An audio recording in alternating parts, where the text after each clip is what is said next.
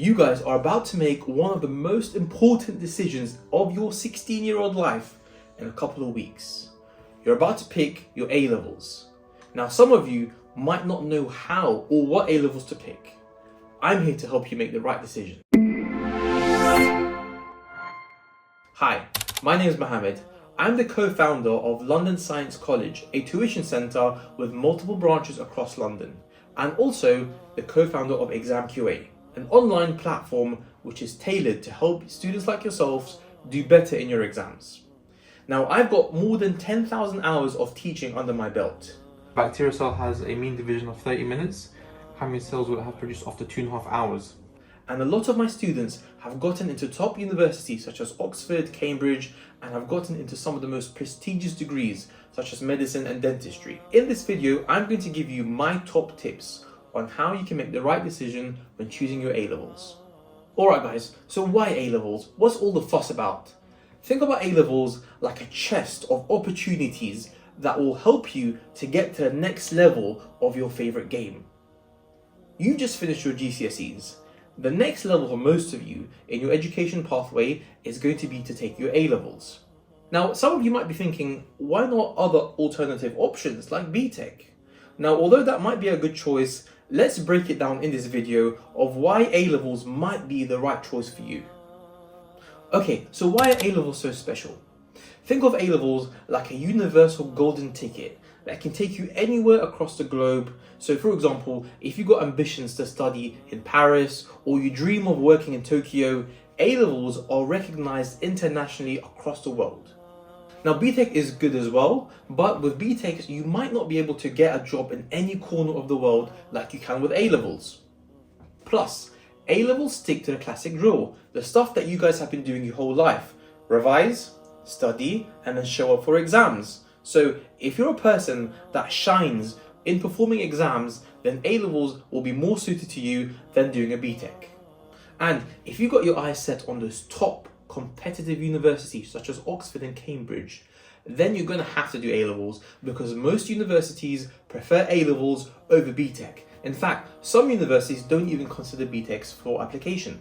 And here's my favourite part. Do you remember those subjects that you loved at secondary school like biology, chemistry, maths? You know what I'm talking about. Well, in A-levels, you get to go much more deeper into those subjects. So all those questions that you had in GCSE that were not answered, in A-levels, you get to go and answer those questions. Now, here's the part where everyone gets it wrong. And I don't want you guys to make the same mistake. So listen carefully. Your A-levels are used to get you into university. And university is used to get you a job. So if you don't know what A-levels to pick, the best way to go about this is to work backwards. So step one, go and find the job that you like. Sit down, sit by yourself and just think, what do I want to be? Do I want to be a doctor? Do I want to be a dentist? Do I want to be an engineer or a lawyer? Or do I just want to be a businessman? Now, once you've thought about that, once you made the list, the next part is to go and do some research. Speak to doctors, speak to dentists, speak to the people that you aspire to be like. Find out how they got to that position. Did they study? Did they work? How did they get there? Once you found out, let's say for example, you found out that the job you want to do requires a degree. Okay, so now we're going to go back a step to university. What degree do you need? To become a doctor, you need to study medicine. To become a lawyer, you might not need to study law because nowadays there are different options to get into law. Okay? To be a pilot, you don't even need a degree. Let's say you've got your mind set on medicine. So go to UCAS or go to universities that you want to study at and check their admission process. Check what A-levels those degrees need. If, for example, they say you need biology, mathematics, then you know what to pick. But if they say you need one science and the other subjects can be up to you, that makes it even more easier for you to pick. So, find the job you want to do, find out if you need a degree for it, and then find out what A-levels those universities want from you. So, by starting from the career of your dreams and working backwards, it's going to make picking the right A-levels so much easier for you. Let's say you have a variety of A-levels to pick from.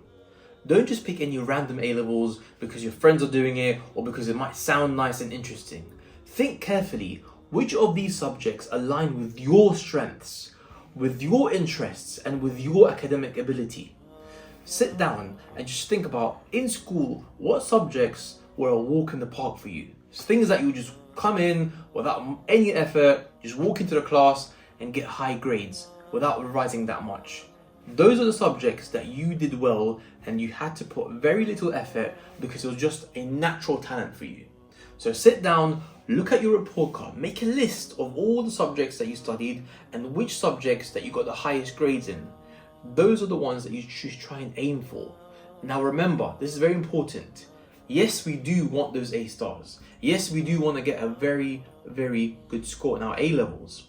But at the same time, we want to do that whilst also enjoying it. You want to have fun. You want to enjoy the 2 years that you spend studying your A levels. So make sure that you pick something that aligns with your strengths and your academic ability. Don't just pick any random subjects just for the sake of it. Maybe your friends are doing it, or maybe it's a subject that you're interested in, but maybe you don't know much about.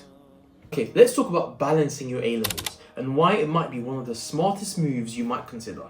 Think of your subjects like a team.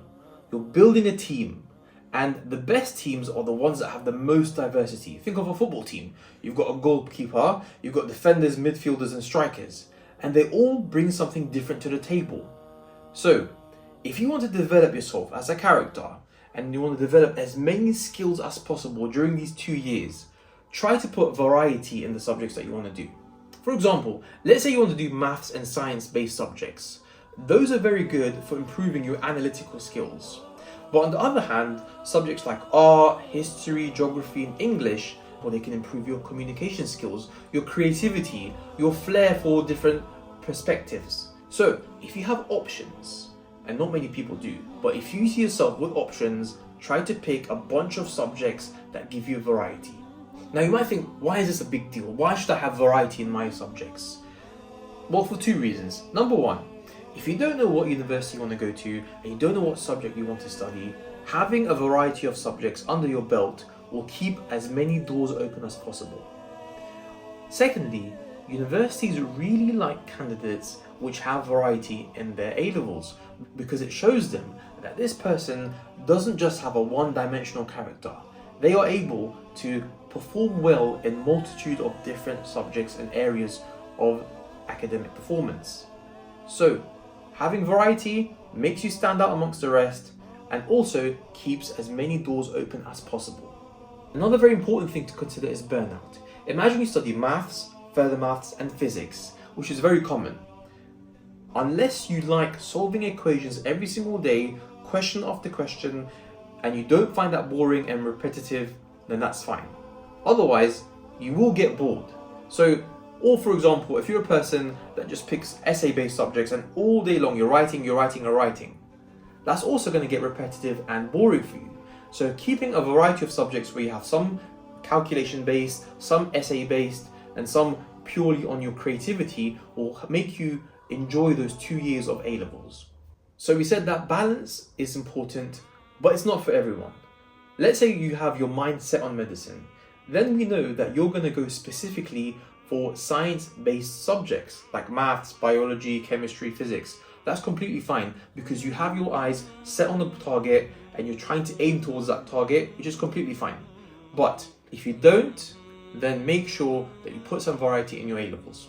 So balancing your A levels is like making a squad of superheroes, all with their own unique powers.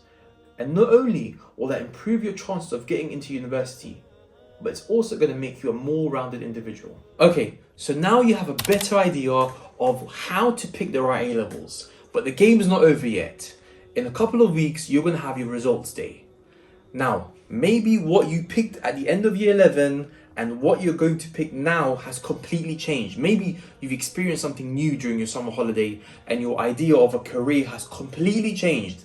That's fine, don't worry about it. On results day, when you go to school, you can tell them, look, I wanted to study these subjects, but now I want to study something else. And most of the time, that should be fine. Secondly, don't worry if you didn't get an offer for a sixth form that you really wanted to get into. Because most of the time, and I'm sorry to say this, some people will not have met the entry requirements. So the best thing to do is take your transcript, take your grades, and run straight to the door of that sixth form on results day and say, look, here's my amazing grades, let me study these subjects, and hopefully they'll say yes. Also, choosing your A-levels is just as important as choosing the right sixth form. I know a lot of people that went to incredible sixth forms, but they didn't do well. And the reason behind that is because they traveled so far every single day, an hour away and an hour back. Imagine 2 hours just spent on traveling versus going to a sixth form that's average, but it's only 10 minutes away from you. So studying for A-levels is something that you have to do a lot by yourself. And if you spend a lot of time traveling, that means less time studying. So pick something that's average and also close to your house if that's going to help you to study. Now, let's say you know your A-levels, you sorted out your sixth form, and you just can't wait to start studying in September. Well, for people like you, we at ExamQA have something very special coming up. So stay tuned, where we will be making our biggest announcement of the year in a couple of weeks. Until then, work hard and play hard.